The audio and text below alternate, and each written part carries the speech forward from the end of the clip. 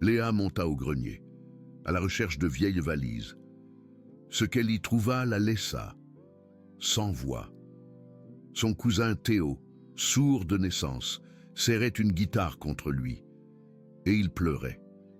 Pas de tristesse, non, d'une émotion qu'elle n'avait jamais vue dans ses yeux, un émerveillement, pur, profond, comme s'il venait de découvrir un monde qui avait toujours été là, mais qu'il n'avait jamais pu percevoir. Si vous vous êtes déjà demandé s'il était possible de ressentir la musique sans l'entendre, restez jusqu'à la fin de cette histoire. Parce que ce qui s'est passé dans ce grenier a changé tout ce que Léa pensait savoir. Laissez-moi vous raconter comment tout a commencé. Théo est né sourd, complètement sourd. Ce n'était pas une surdité partielle. Ce n'était pas quelque chose qui pouvait être corrigé avec des appareils auditifs ou des implants. C'était un silence total. Depuis le premier jour de sa vie. Ses parents l'ont su quand il avait 8 mois.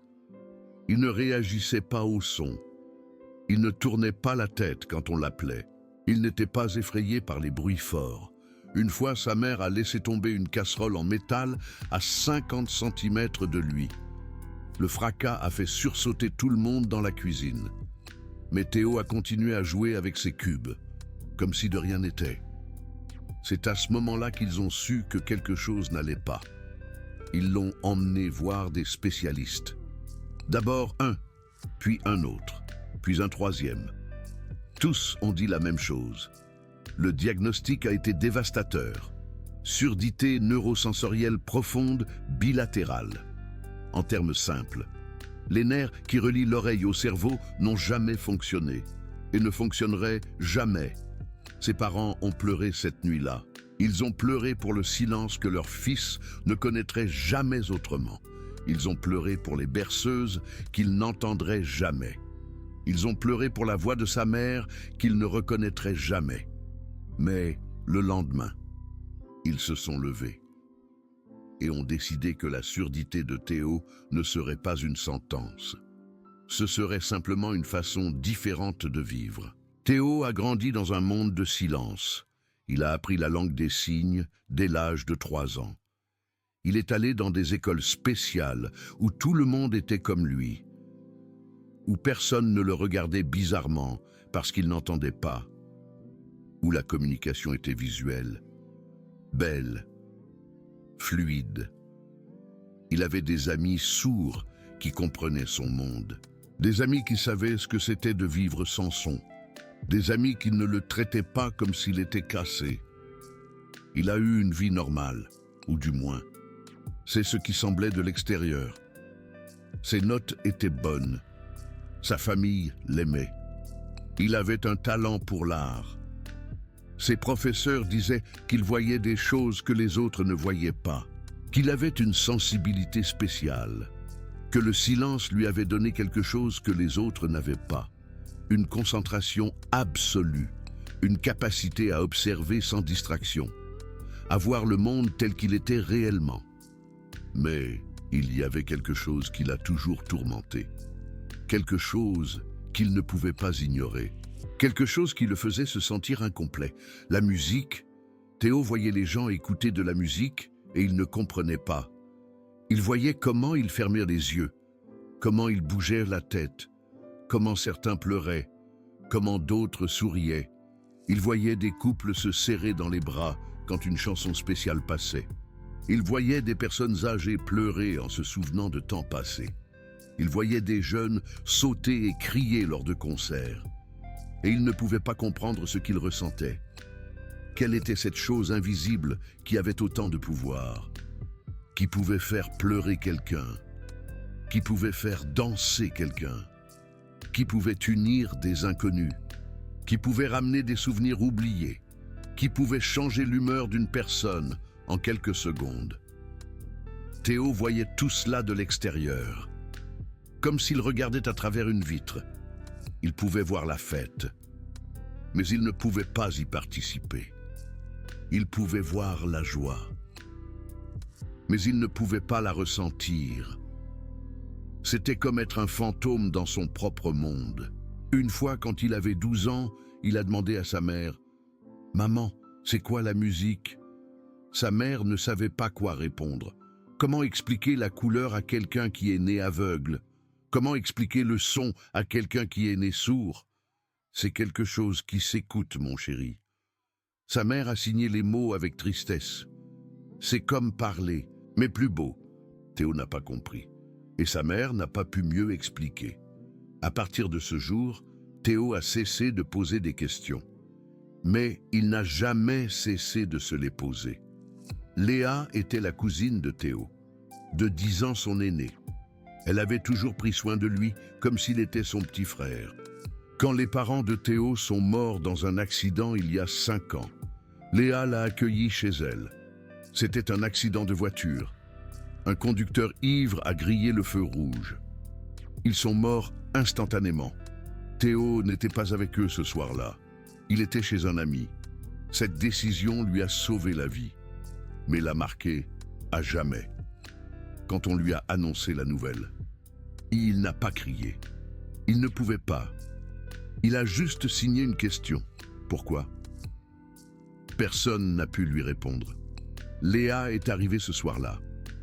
Elle a pris Théo dans ses bras et sans rien dire, l'a emmené chez elle. C'était naturel. C'était la chose à faire. C'était ce que ses parents auraient voulu. Théo avait 17 ans alors.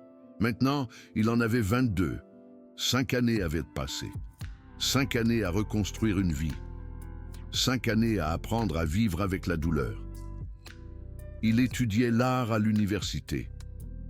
Il peignait des tableaux abstraits que Léa ne comprenait pas, mais que les critiques adoraient. Il y avait quelque chose dans ses peintures, une intensité, une émotion, comme si Théo pouvait voir des choses que les autres ne voyaient pas. Léa s'est toujours demandé si c'était parce que le silence lui permettait d'observer mieux, sans distraction sonore, sans bruit qui interromprait sa concentration, juste lui et le monde visuel qui l'entourait. Sophie est arrivée chez Léa il y a 6 mois, pas comme aide-soignante, pas comme babysitter, mais comme employée de maison, 34 ans, mère célibataire d'une petite fille de 8 ans prénommée Chloé, divorcée depuis 3 ans d'un homme qui l'avait fait se sentir moins intelligente, moins capable, moins précieuse. Le divorce l'a détruite, non pas parce qu'elle l'aimait, mais parce qu'il l'a fait douter d'elle-même. Pendant des mois, Sophie a sombré dans une dépression profonde. Elle ne voulait pas se lever. Elle ne voulait pas manger. Elle ne voulait pas vivre. C'est la guitare qui l'a sauvée. La même guitare que son père avait quand il est mort. Un jour, sans savoir pourquoi, elle l'a prise et a commencé à jouer. Et quelque chose a changé. Les notes lui rappelaient son père, les après-midi ensemble, les chansons qu'il chantait, les moments d'amour pur. Et peu à peu, la musique l'a guérie. C'est pourquoi elle emmenait cette vieille guitare partout. Ce n'était pas seulement un instrument, c'était un rappel qu'elle avait survécu, qu'elle pouvait survivre à n'importe quoi, que la musique serait toujours là pour la soutenir. Léa l'a embauchée parce qu'elle avait besoin d'aide pour la maison. Elle était grande, trop grande pour une femme seule et un jeune homme sourd. Et Sophie semblait travailleuse, honnête, avec de bonnes références. Ce que Léa ignorait, c'est que Sophie avait un secret. Un secret qui allait changer la vie de Théo à jamais. Le père de Sophie était sourd. Sourd de naissance, comme Théo. Et quand Sophie était petite, son père lui avait appris quelque chose qu'elle n'avait jamais oublié. Que la musique ne s'écoute pas, elle se ressent. Son père ne pouvait pas entendre les chansons que Sophie jouait sur sa petite guitare en plastique, mais il les sentait. Il posait sa main sur la gorge de Sophie quand elle chantait. Il sentait les vibrations. Il plaquait la guitare contre sa poitrine. Il sentait les cordes vibrer. Il posait ses pieds nus sur le plancher de bois. Il sentait le rythme du monde. Parfois, il l'asseyait sur ses genoux et grattait des accords sur la guitare. et elle voyait son visage s'illuminer, son sourire grandir, ses yeux se fermer comme s'il écoutait quelque chose de divin. Mais il n'écoutait pas, il sentait. Et cette différence changeait tout. « Papa, » demandait Sophie, « comment sais-tu que c'est bien? Si tu ne peux pas entendre ?» Son père souriait et signait. Le cœur n'a pas besoin d'oreilles pour savoir que quelque chose est beau. Sophie ne comprenait pas alors. Elle était trop petite. Mais ces mots se sont gravés dans sa mémoire. Et des années plus tard, elle comprendrait exactement ce qu'ils signifiaient. Sophie, à seulement 6 ans, a appris que la musique était bien plus que du son. C'était vibration, c'était énergie. C'était quelque chose qui traversait la peau et atteignait l'âme. C'était le langage universel qui n'avait pas besoin d'oreilles, seulement de cœur. Son père est mort quand elle avait 15 ans. Une crise cardiaque, sans prévenir, sans adieu. Sophie est rentrée de l'école et l'a trouvée sur le canapé, avec sa guitare à elle, dans les mains. Il avait senti les vibrations des cordes, comme il le faisait chaque jour, comme il le faisait depuis que Sophie avait appris à jouer. Le médecin a dit qu'il était mort en paix, qu'il n'avait probablement même pas senti de douleur. Mais Sophie a senti assez de douleur pour les deux. Elle a perdu son père, et elle a perdu la seule personne qui comprenait que la musique était plus que du son. Pendant des années, Sophie a gardé cette leçon au plus profond de son cœur. Elle ne parlait pas de son père, elle ne parlait pas de comment il sentait la musique. C'était un souvenir trop douloureux, trop privé, mais elle ne l'a jamais oublié. Et la guitare qu'il tenait dans ses mains quand il est mort est devenue son trésor le plus précieux. La même guitare qu'elle emmenait partout. La même guitare qui l'avait sauvée de la dépression après le divorce. La même guitare qui, sans le savoir, allait changer la vie d'un jeune sourd, jusqu'à ce qu'elle rencontre Théo. La première rencontre entre Sophie et Théo fut accidentelle. Sophie nettoyait le salon quand Théo est descendu. Elle avait sa guitare appuyée contre le canapé. Elle l'emportait toujours. C'était sa compagne, sa thérapie, après le divorce. La guitare l'avait sauvée de la dépression. Théo a vu la guitare et s'est arrêté. Il l'a regardée avec curiosité, avec ce regard intense qu'il avait, comme s'il essayait de la comprendre. Sophie a remarqué qu'il la regardait, et sans réfléchir, elle a fait quelque chose qui l'a surprise elle-même. Elle a levé la guitare, s'est approchée de Théo et l'a posée contre sa poitrine. Théo l'a regardé, confus. Il ne comprenait pas ce que cette femme faisait. Sophie a commencé à gratter les cordes, doucement. Un accord simple, Do majeur. Et quelque chose s'est passé sur le visage de Théo. Ses yeux se sont ouverts. Sa bouche s'est ouverte. Il sentait quelque chose. Les vibrations des cordes traversaient le bois de la guitare, atteignaient sa poitrine, voyageaient dans ses os, atteignaient son cœur. Théo n'avait jamais rien senti de tel. C'était comme si quelque chose à l'intérieur de lui s'était réveillé, quelque chose qui avait toujours été endormi. Sophie a vu sa réaction et a souri. « C'est ce que faisait mon père », signa-t-elle en langue des signes. Théo la regarda surpris. « Tu sais signer. Mon père était sourd. » Sophie a continué à jouer de la guitare contre la poitrine de Théo. Et Théo, pour la première fois de sa vie, a commencé à comprendre. Pas ce qu'était la musique, mais que c'était quelque chose de réel, quelque chose qu'il pouvait sentir, quelque chose qui existait au-delà du son.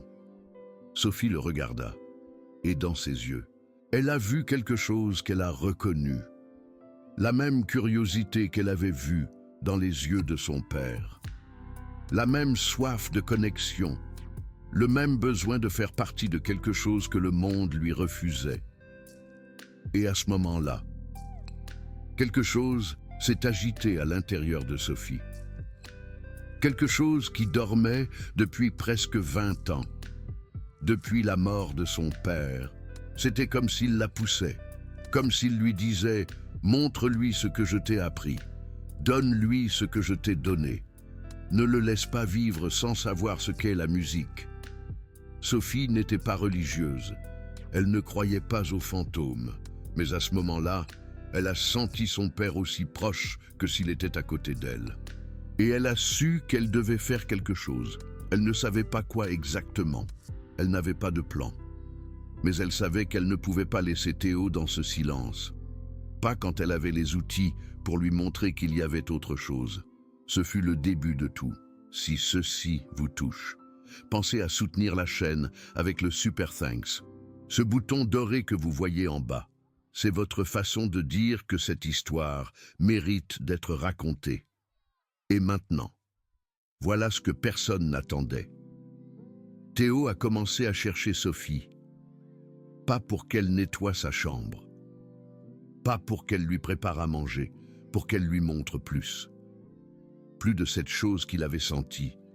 Plus de ces vibrations qui avaient traversé sa poitrine. Sophie, au début, ne savait pas quoi faire.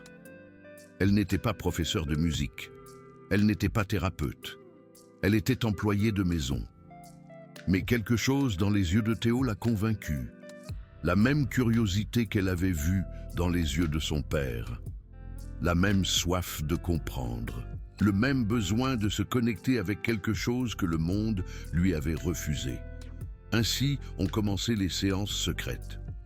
Toujours dans le grenier. Loin de Chloé. Loin de tout le monde. Sophie ne voulait pas qu'on la voie. Elle ne voulait pas qu'on pense qu'elle perdait son temps, qu'elle ne faisait pas son travail, qu'elle se mêlait de ce qui ne la regardait pas, mais elle ne pouvait pas l'éviter. Elle voyait Théo et elle voyait son père. Elle voyait quelqu'un qui méritait de sentir ce qu'elle sentait quand elle jouait de la guitare. Elle voyait quelqu'un qui méritait de savoir que la musique existait et qu'il pouvait en faire partie. Les premières séances furent simples. Sophie posait la guitare contre la poitrine de Théo, jouait différents accords, et Théo décrivait ce qu'il sentait.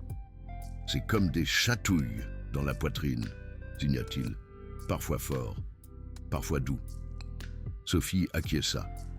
C'est le volume, fort, c'est plus de vibrations, doux, c'est moins. Théo assimila l'information. C'était la première fois que quelqu'un lui expliquait la musique en termes qu'il pouvait comprendre.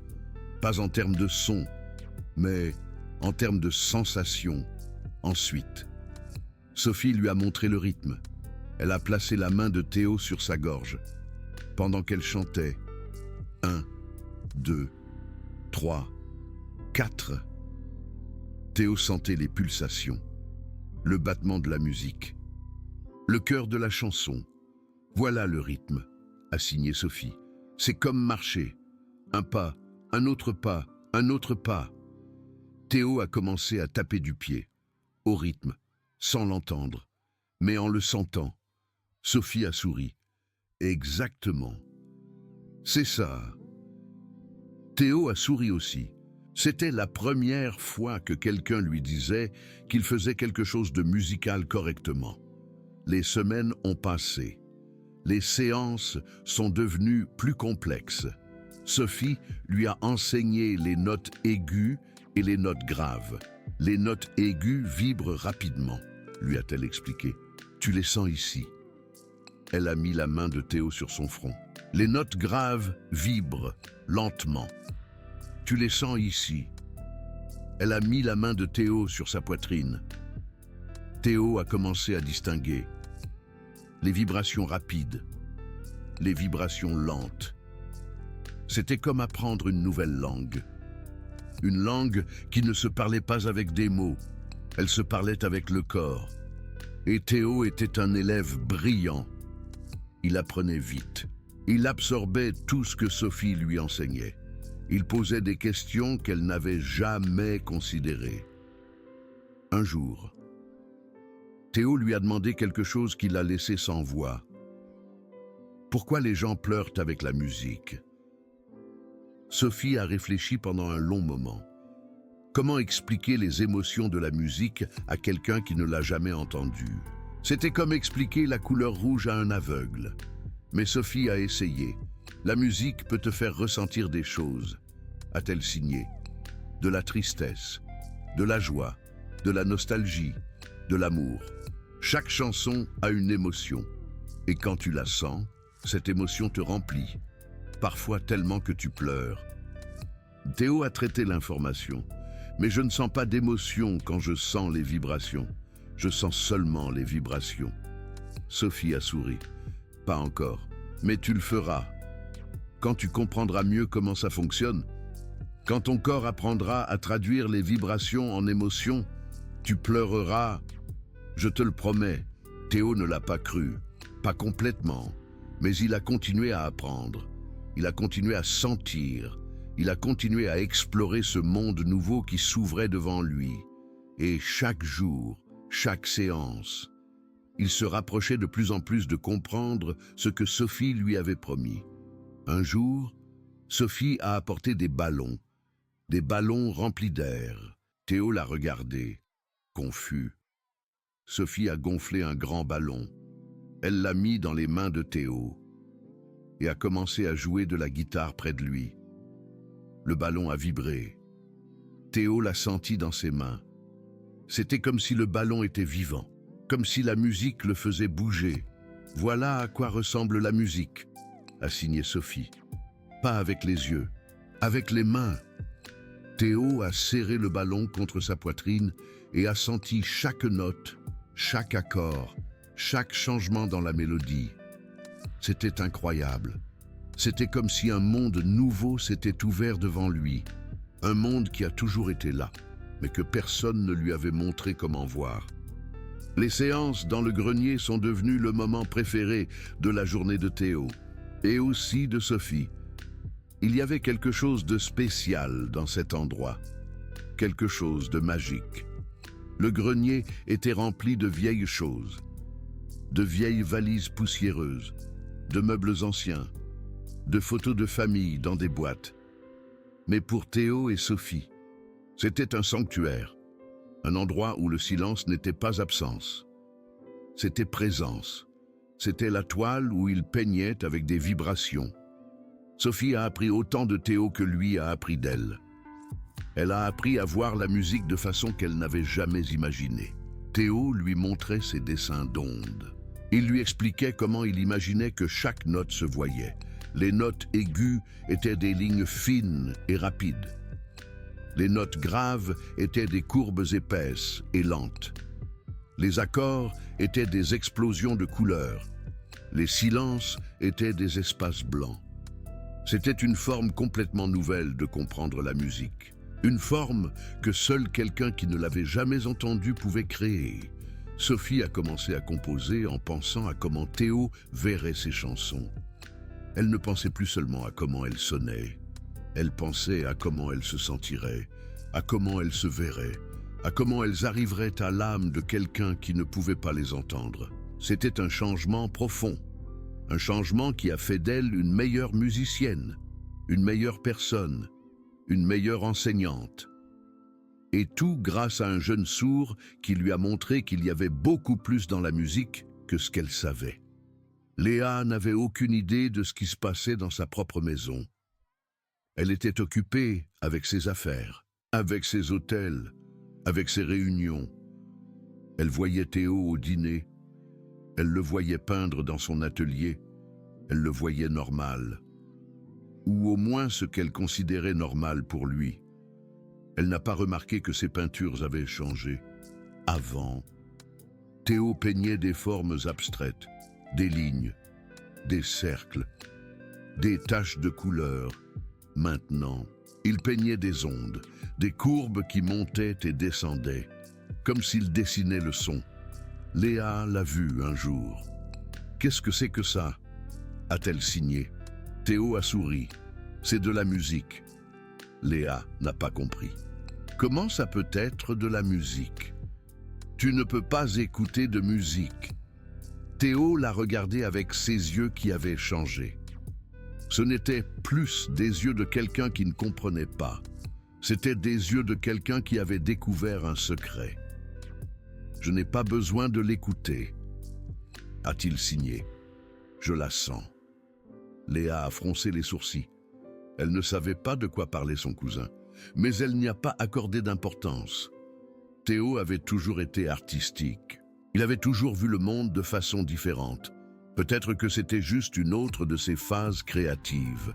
Elle ne savait pas que Théo était sur le point de lui montrer quelque chose qui changerait tout ce qu'elle croyait savoir. Le jour de la découverte est arrivé sans prévenir. Léa devait voyager. Une conférence d'hôtelier dans une autre ville. Elle avait besoin de ses vieilles valises, celles qu'elle gardait dans le grenier. Elle a monté les escaliers poussiéreux, a ouvert la porte du grenier et est restée paralysée. Théo était assis sur le sol.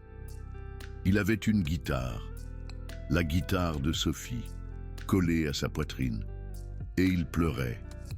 Pas de tristesse. Léa connaissait les larmes de tristesse de Théo. Elle les avait vues quand ses parents étaient morts. Elle les avait vues quand il se sentait seul. Ses larmes étaient différentes. C'étaient des larmes de quelque chose qu'elle ne pouvait pas nommer. Émerveillement, révélation, comme si Théo avait vu Dieu, ou au moins quelque chose d'aussi puissant. Sophie était assise en face de lui, jouant d'une autre guitare, une que Léa ne savait pas qui existait. La mélodie était douce, lente, belle, et Théo la sentait, chaque note, chaque vibration, traversant le bois, atteignant ses os, atteignant son cœur. Léa a voulu parler, a voulu demander ce qui se passait. Mais quelque chose l'a arrêté. L'expression sur le visage de son cousin. Une expression qu'elle n'avait jamais vue. Paix. Connexion. Comme s'il avait enfin trouvé quelque chose qu'il avait passé toute sa vie à chercher. La chanson s'est terminée. Sophie a baissé la guitare. Théo ouvrit les yeux et vit Léa sur le pas de la porte. Pendant une seconde, la panique se peignit sur son visage. Mais comme si on l'avait surpris en train de faire quelque chose de mal. Mais après, quelque chose changea. Théo sourit. Un grand sourire, ouvert, rempli de quelque chose que Léa ne pouvait décrire que comme de la joie. « Cousine », signa-t-il, « je sais maintenant ce qu'est la musique. » Léa ne sut quoi répondre. Elle descendit les escaliers derrière Théo et Sophie. Ils s'assirent dans le salon, et Sophie lui raconta tout. Elle lui raconta son père sourd, comment il lui avait appris que la musique se ressent, les vibrations, les ballons, les séances dans le grenier. Léa écoutait en silence. Elle ne savait pas si elle devait être en colère ou reconnaissante. D'un côté, sa femme de ménage avait fait quelque chose sans sa permission. De l'autre côté, elle avait accompli quelque chose que Léa n'avait jamais pu, connecter Théo à la musique. Léa ne savait pas ce qu'elle ressentait. D'un côté, elle était en colère. Sa femme de ménage avait fait quelque chose sans sa permission. Elle avait utilisé son temps de travail pour enseigner la musique. Elle avait caché quelque chose pendant des mois. Mais de l'autre côté, elle était émerveillée. Elle avait vu son cousin pleurer. Pas de douleur, pas de frustration, de quelque chose de magnifique, de quelque chose qu'elle n'avait jamais pu lui donner. Léa avait tout essayé. Elle avait emmené Théo à des concerts pour sourds. Elle avait acheté des équipements spéciaux qui amplifiaient les vibrations. Elle avait engagé des thérapeutes et des spécialistes. Mais rien n'avait fonctionné. Rien n'avait permis à Théo de ressentir la musique comme il la ressentait maintenant. Et une femme de ménage, avec une vieille guitare et beaucoup d'amour, avait réussi l'impossible. Léa regarda Sophie. Elle la vit différemment. Ce n'était plus la femme qui nettoyait sa maison. C'était quelqu'un de spécial, quelqu'un avec un don, quelqu'un qui avait donné à son cousin quelque chose qui n'avait pas de prix.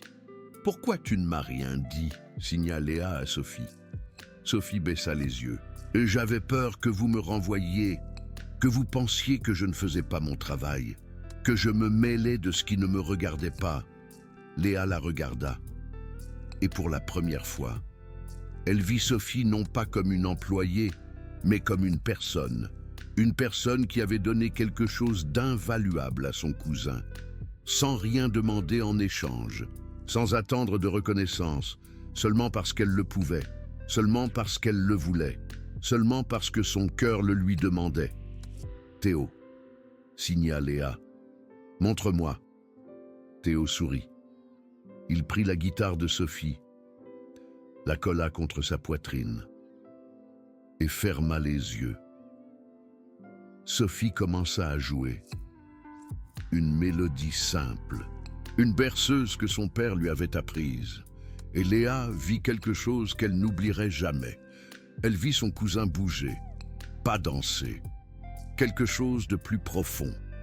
Son corps répondait aux vibrations. Ses épaules montaient avec les notes hautes. Ses hanches bougeaient avec les notes basses. C'était comme si la musique le faisait bouger de l'intérieur.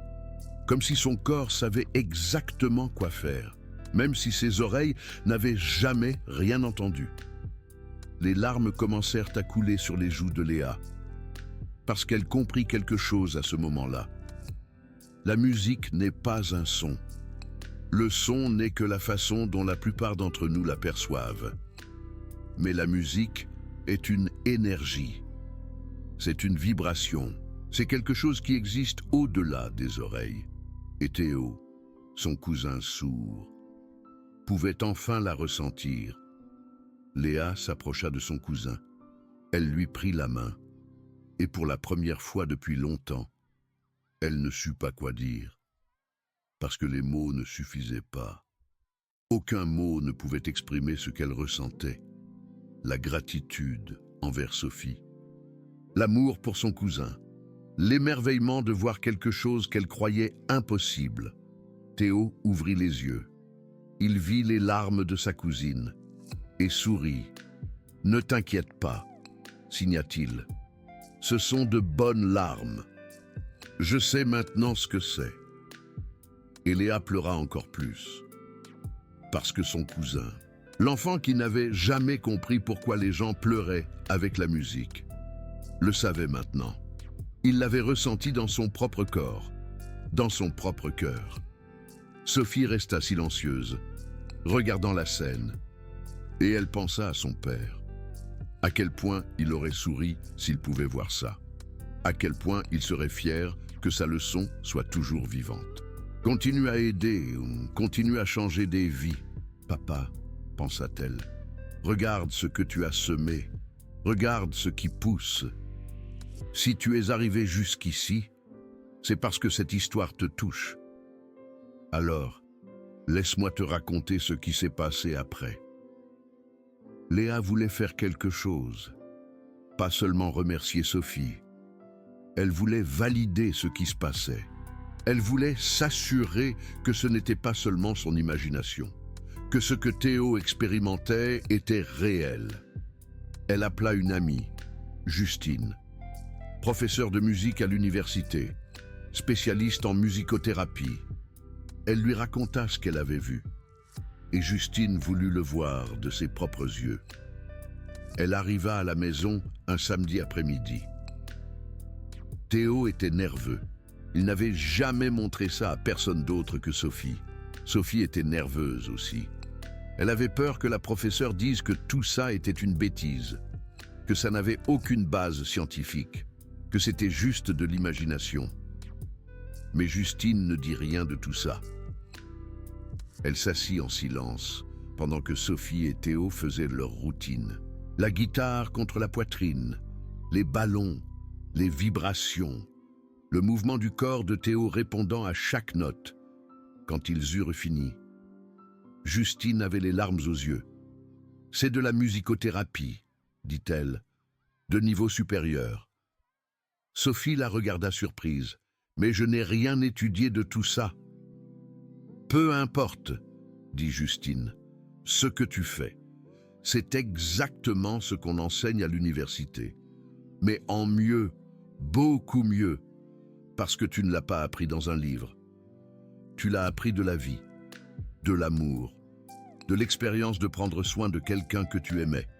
Justine s'approcha de Sophie. Tu sais qu'il y a très peu de programmes de musique pour sourds dans le monde? Sophie secoua la tête. Je ne le savais pas. Et ceux qui existent sont très techniques, très froids. Ils n'ont pas ce que tu as.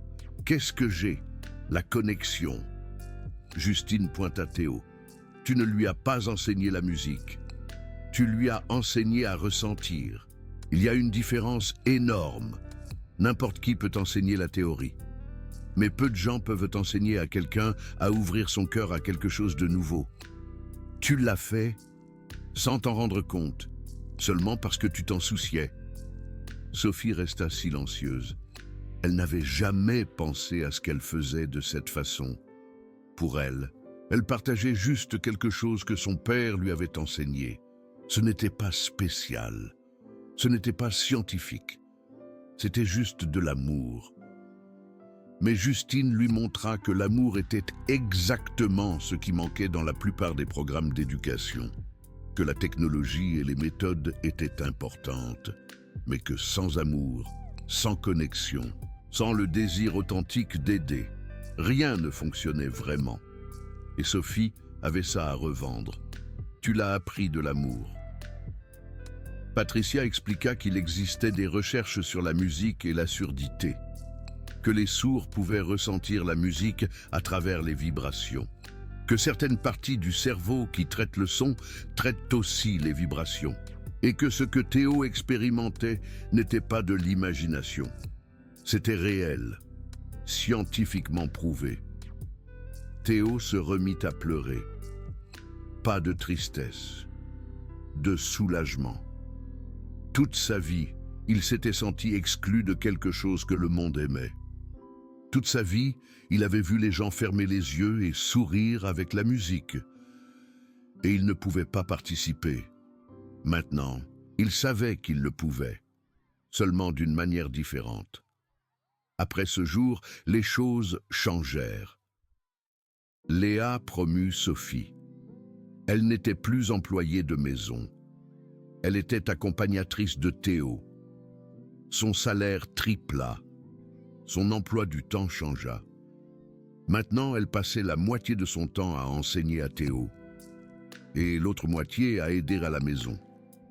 Patricia commença à travailler avec eux. Elle leur enseigna des techniques plus avancées, des façons d'amplifier les vibrations, des exercices pour que Théo développe sa sensibilité. Et quelque chose d'incroyable commença à se produire. Théo apprit à jouer de la guitare, pas comme les entendants, pas en suivant les mélodies qu'il entendait, en suivant les vibrations qu'il ressentait. Au début, c'étaient des accords simples, les mêmes que Sophie lui avait enseignés. Mais avec le temps, ils devinrent plus complexes. Théo commença à composer. Il ne pouvait pas entendre ce qu'il créait, mais il pouvait le ressentir. Et ce qu'il ressentait était magnifique. La première chanson qu'il composa s'appelait « Silence ». C'était paradoxal.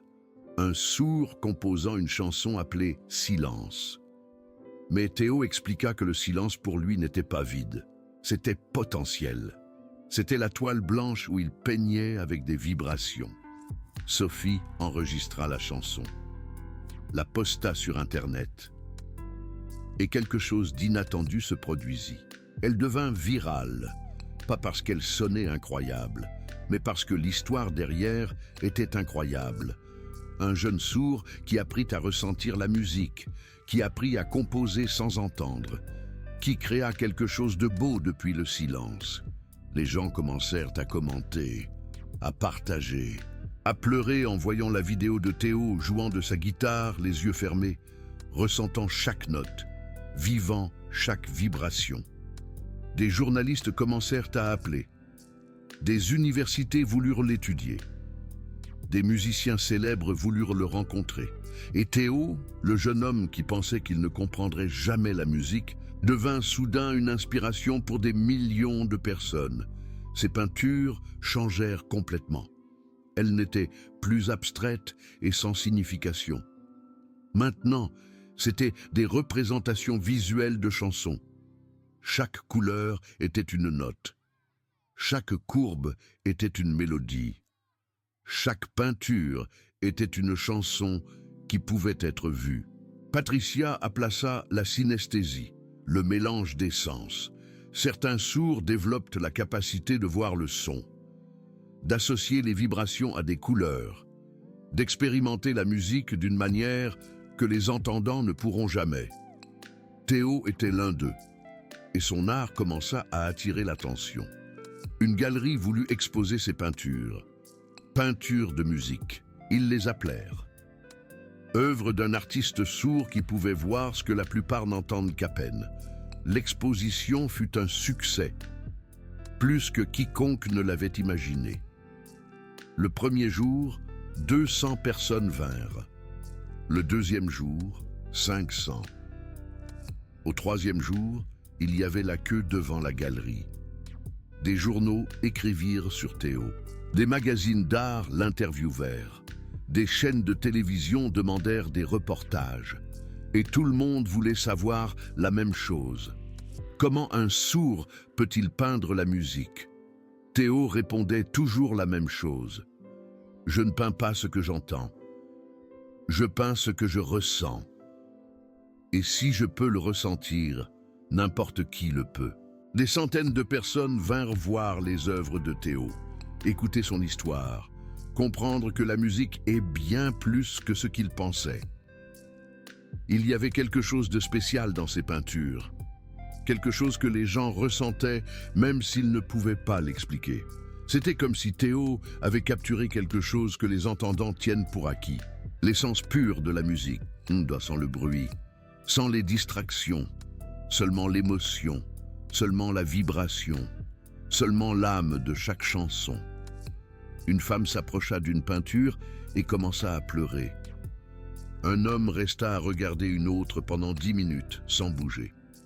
Un enfant demanda s'il pouvait toucher les couleurs. Et Théo souriait, parce qu'il avait finalement trouvé un moyen de partager ce qu'il ressentait, de montrer au monde que la surdité n'était pas une limitation. C'était une perspective différente. Une fenêtre sur quelque chose que la plupart ne verraient jamais. Léa observait depuis un coin, fière, émue, sans pouvoir croire jusqu'où son cousin était allé. L'enfant qu'elle avait gardé depuis qu'il était devenu orphelin. Le jeune homme qui pensait qu'il ne comprendrait jamais la musique. Maintenant, il était là, entouré d'admirateurs, de gens qui voulaient comprendre comment il voyait le monde, comment il ressentait ce qu'ils entendaient. Et tout cela grâce à une employée de maison qui avait eu le courage de partager ce que son père lui avait enseigné. Sophie fut là toute la nuit, fière, heureuse, voyant comment le jeune homme qu'elle avait connu il y a quelques mois brillait maintenant. Théo fit un discours, en langue des signes, avec un interprète. Toute ma vie, je me suis senti exclu de la musique. Je pensais que c'était quelque chose que je ne pourrais jamais comprendre, mais une femme m'a appris quelque chose. Elle m'a appris que la musique ne s'écoute pas, elle se ressent. Et maintenant, finalement, je peux la ressentir. Il montra Sophie du doigt. Grâce à elle, Sophie pleura. Pas de tristesse, de joie. De la sensation que son père, là où il était, souriait, parce que ce qu'il lui avait enseigné étant enfant changeait maintenant des vies. Un an plus tard, Théo fit quelque chose que personne n'attendait. Mais avant de vous raconter ça, laissez-moi vous dire ce qui est arrivé à Sophie. Léa ne lui tripla pas seulement son salaire, elle la transforma en associée d'un nouveau projet, une fondation pour enseigner la musique aux personnes sourdes. Ils l'appelèrent « Vibration de l'âme ». Le nom était une idée de Théo, parce que c'était exactement ce que Sophie lui avait donné. Des vibrations qui atteignent l'âme. La fondation commença petite, une salle, 5 guitares, 10 étudiants sourds. Mais elle grandit vite, parce qu'il y avait de la demande. Il y avait des milliers de personnes sourdes qui voulaient la même chose que Théo. Ils voulaient comprendre ce qu'était la musique. Ils voulaient ressentir ce que le monde entendant ressentait. Ils voulaient faire partie de quelque chose qui leur avait toujours été refusé. Sophie enseignait 4 jours par semaine. Théo aidait quand il pouvait. Patricia supervisait le programme et le documentait pour ses recherches. Et Léa finançait tout, sans rien demander en échange, sans attendre de reconnaissance, seulement parce que c'était la chose à faire, parce qu'elle avait vu ce que la musique avait fait pour son cousin, et elle voulait que d'autres aient la même opportunité. La Fondation a formé 2 scènes étudiants dès la première année. 200 personnes sourdes qui ont appris à ressentir la musique. Certains ont appris à jouer d'instruments. D'autres ont appris à danser en suivant les vibrations du sol. D'autres encore ont simplement appris à apprécier les chansons d'une manière qu'ils n'auraient jamais imaginée. C'était beau, c'était révolutionnaire, c'était exactement ce dont le monde avait besoin. Et alors, Théo a fait quelque chose que personne n'attendait. Il a donné un concert de guitare, pour les sourds. Quand il l'a annoncé, les gens ont cru à une plaisanterie. Un concert pour les sourds. Comment cela peut-il fonctionner? Mais Théo savait exactement ce qu'il faisait. Il avait planifié chaque détail pendant des mois. Chaque siège était équipé d'un système de vibration. Chaque instrument était connecté à des panneaux tactiles. Chaque chanson était conçue pour être ressentie et non écoutée. L'idée était simple, mais révolutionnaire. Tous les participants étaient sourds. 220 personnes qui n'étaient jamais allées à un concert, qui n'avaient jamais expérimenté la musique en direct, qui n'avaient jamais fait partie de quelque chose comme ça. Ils avaient tous des guitares ou des instruments qu'ils pouvaient coller à leur corps. Et Théo jouait sur scène, pendant que tout le monde ressentait la musique avec lui. Ce n'était pas juste un concert, c'était une déclaration. Une façon de dire que les sourds méritent la musique autant que n'importe qui. Que le silence n'est pas une exclusion. C'est juste une façon différente d'écouter. Il n'y avait pas d'applaudissements. Il y avait des mains qui s'agitaient dans l'air. La façon dont les sourds applaudissent. Une mer de mains en mouvement. Une mer de personnes qui pouvaient enfin participer à quelque chose que le monde leur avait nié. Le concert a duré 1 heure. Mais on aurait dit toute une vie. Chaque chanson que Théo jouait avait une signification spéciale. La première était Silence, sa première composition. La deuxième était Pour Sophie, une chanson qu'il avait écrite spécialement pour elle. La troisième était Onde, inspirée des dessins qu'il faisait quand il était enfant en essayant d'imaginer le son. Et la dernière était Papa, une chanson que Sophie ne connaissait pas. Théo l'avait gardée secrète. C'était une chanson dédiée au père de Sophie, à l'homme qu'elle n'avait jamais connu, mais qui lui avait donné tout ce qu'il avait, la capacité de ressentir la musique. Quand Théo a fini de jouer Papa, Sophie pleurait. Elle ne pouvait pas s'arrêter. C'était comme si toutes les larmes qu'elle avait gardées depuis la mort de son père trouvaient enfin une issue. C'était comme si son père était là, écoutant, ressentant, fier. Théo est descendu de scène. Il a marché vers Sophie et l'a serrée dans ses bras, sans mots, sans signe. Juste une étreinte longue, profonde, pleine de gratitude, pleine d'amour, pleine de tout ce que les mots ne pouvaient pas exprimer. Sophie était au premier rang, avec sa fille de 9 ans, qui n'était pas sourde, mais qui avait appris que la musique était beaucoup plus que ce que ses oreilles pouvaient capter.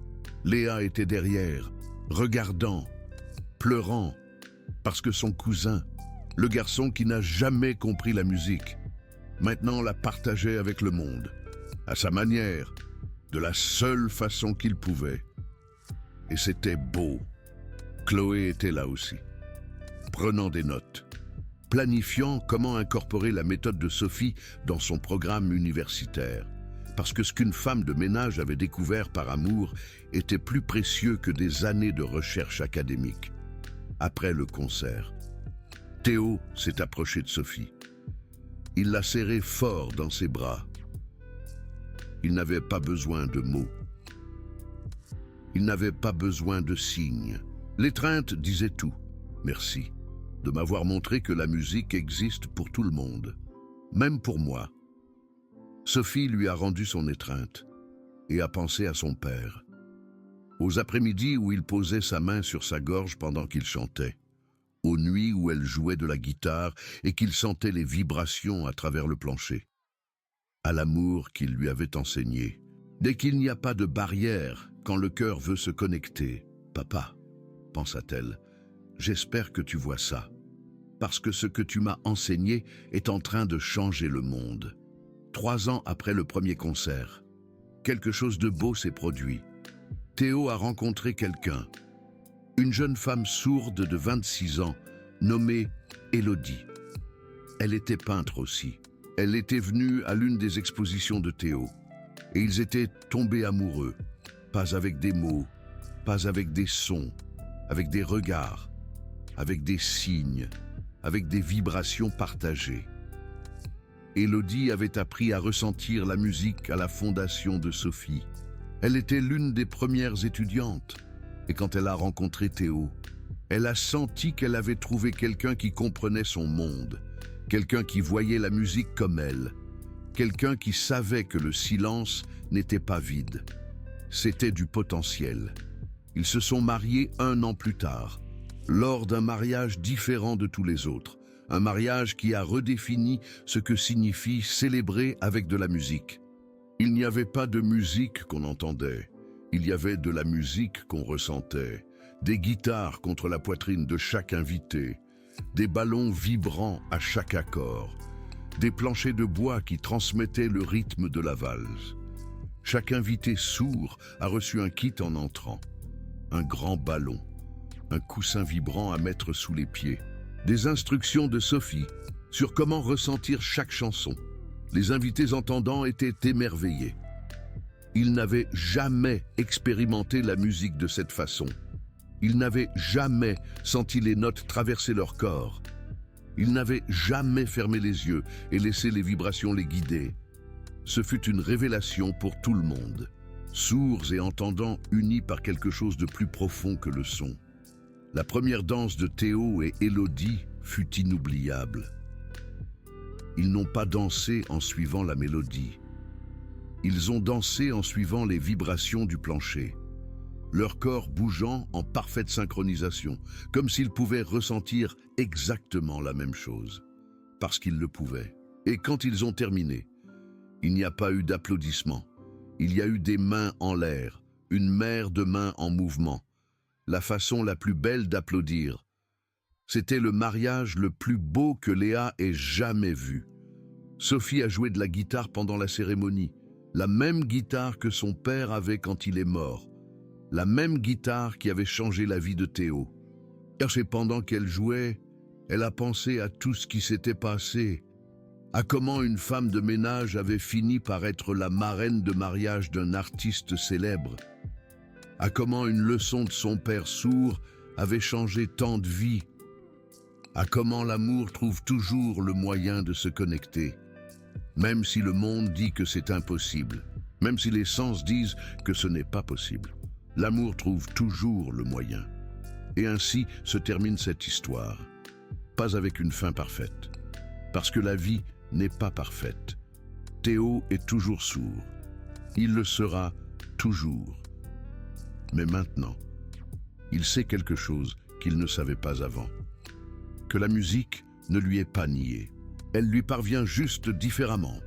Et cette différence n'est pas une limitation, c'est un don. Sophie continue de travailler avec Théo. Elle continue d'enseigner à d'autres personnes sourdes à sentir la musique. Elle continue de transmettre l'héritage de son père à des personnes qu'il n'a jamais connues. Léa continue d'admirer ce qu'une employée de maison a accompli. Quelque chose que tout son argent n'aurait jamais pu acheter. La connexion entre son cousin et un monde qui lui avait été nié. Chloé continue ses recherches. Elle continue de documenter. Elle a publié une étude sur la méthode de Sophie. Elle l'a appelée la méthode du cœur, parce que c'était exactement ce que c'était. Une méthode basée sur l'amour, sur la connexion, sur la patience, sur le désir véritable d'aider quelqu'un à découvrir quelque chose de nouveau. L'étude comptait 120 pages. Elle documentait chaque séance que Sophie avait eue avec Théo, chaque technique, chaque découverte, chaque moment de progrès. Chloé a interviewé d'autres personnes sourdes qui avaient appris avec Sophie. Elle a enregistré leurs témoignages, analysé leurs réponses cérébrales, et elle a découvert quelque chose de fascinant. Le cerveau des personnes sourdes traitait les vibrations musicales de manière similaire à la façon dont les personnes entendantes traitent le son. Les mêmes zones s'activaient, les mêmes émotions surgissaient. Le même plaisir était ressenti. Seulement, par un chemin différent. L'étude est devenue une référence dans les universités du monde entier. Des professeurs la citaient, des chercheurs l'étudiaient.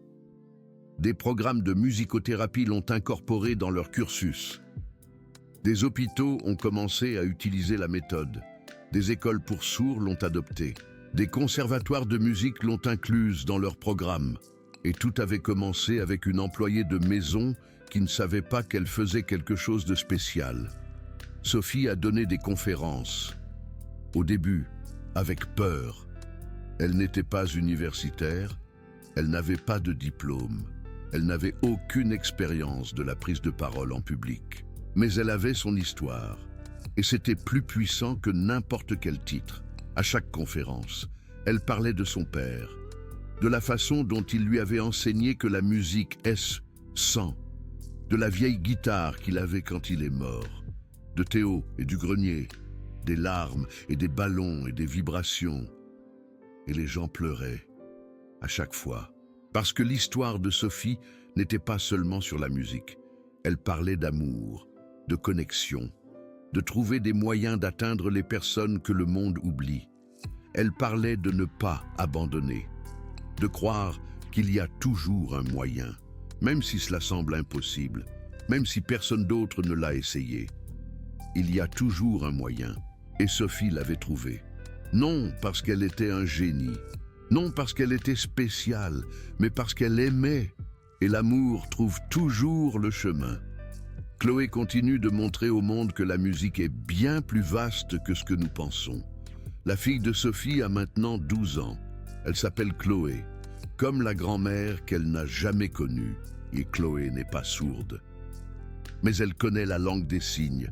Elle l'a appris de Théo, de Léa, des centaines d'étudiants qui sont passés par la fondation. Et elle sait quelque chose d'autre. Elle sait que la musique ne s'écoute pas. Elle se sent. Sophie le lui a enseigné depuis qu'elle était petite.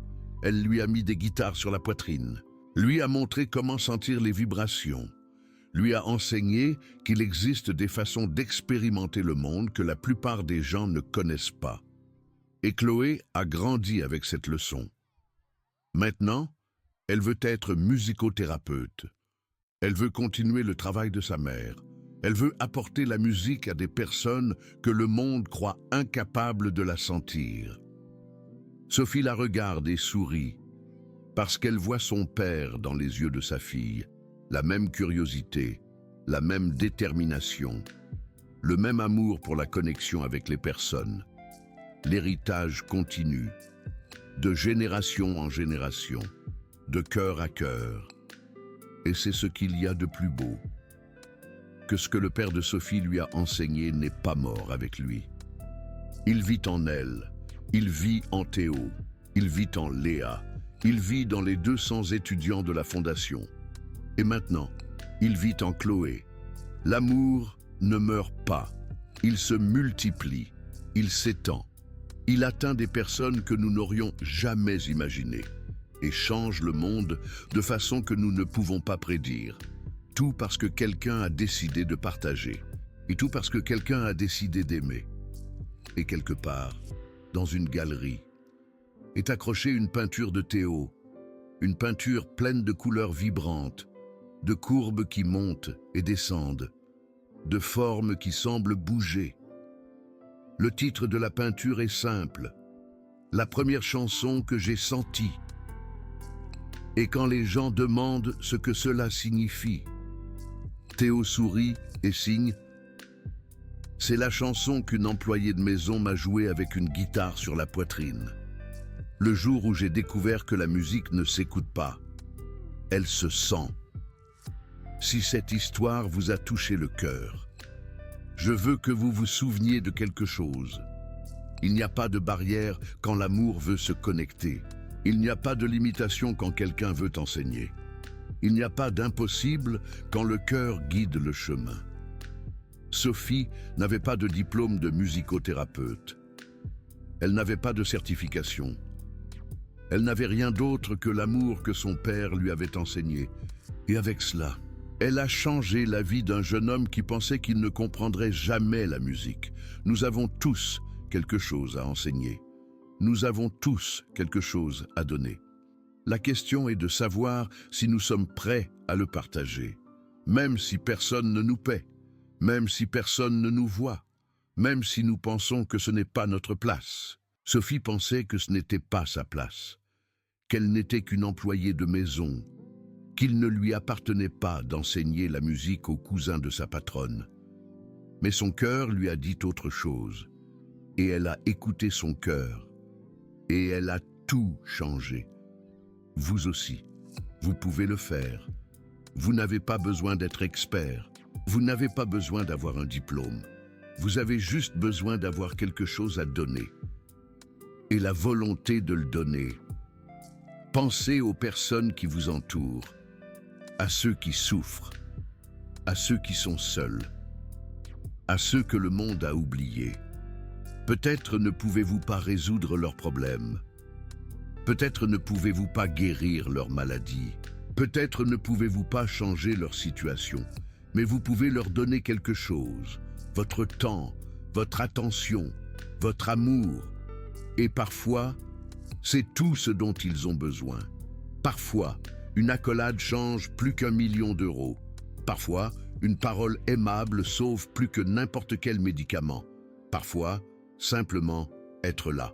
Et le plus grand cadeau que vous puissiez faire. Sophie ne savait pas qu'elle faisait quelque chose de spécial.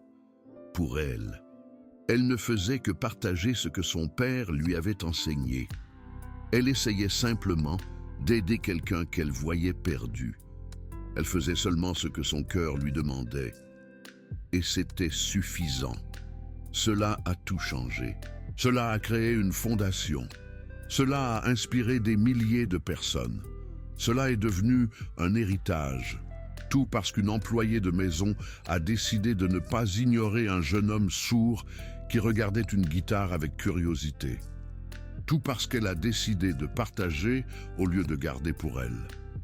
Tout parce qu'elle a choisi l'amour au lieu de la peur. Et vous pouvez faire la même chose, aujourd'hui, maintenant, avec les gens qui vous entourent. Il n'est pas nécessaire d'attendre d'être un expert. Non. Il n'est pas nécessaire d'attendre d'avoir plus d'argent. Pas du tout. Il n'est pas nécessaire d'attendre quoi que ce soit. Rien. Il suffit de se décider, de prendre une décision. Décidez que vous allez partager ce que vous avez. Tout ce que vous avez. Décidez que vous allez aimer les gens qui vous entourent. Profondément. Décidez que vous allez faire la différence, que vous allez agir, même si elle est petite, même si ça vous semble insignifiant, même si personne ne la voit, silencieusement, même si personne ne vous en remercie.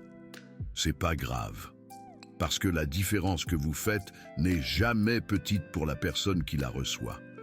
Jamais. Et vous ne savez jamais jusqu'où elle peut aller. jusqu'où elle peut rayonner. Merci d'avoir écouté jusqu'à la fin. Vraiment. Merci d'avoir accordé votre temps à Sophie et à Théo. Merci beaucoup. Merci de vous souvenir que la musique ne s'écoute pas. Non, elle se ressent. Elle vibre en nous. Et que nous tous, absolument tous, pouvons la ressentir. Nous avons seulement besoin que quelqu'un nous montre comment, que quelqu'un nous guide. La prochaine fois que vous écouterez une chanson, fermez les yeux, juste quelques secondes. Placez votre main sur votre cœur, sentez son rythme, sentez comment il vibre, sentez cette énergie. Et pensez à Théo, pensez à Sophie, à un père sourd qui a enseigné à sa fille que l'amour est la musique la plus belle, la plus pure. Et souvenez-vous toujours, pour toujours, la musique ne s'écoute pas, jamais. Elle se ressent, elle nous transforme. On se retrouve dans la prochaine histoire. À bientôt.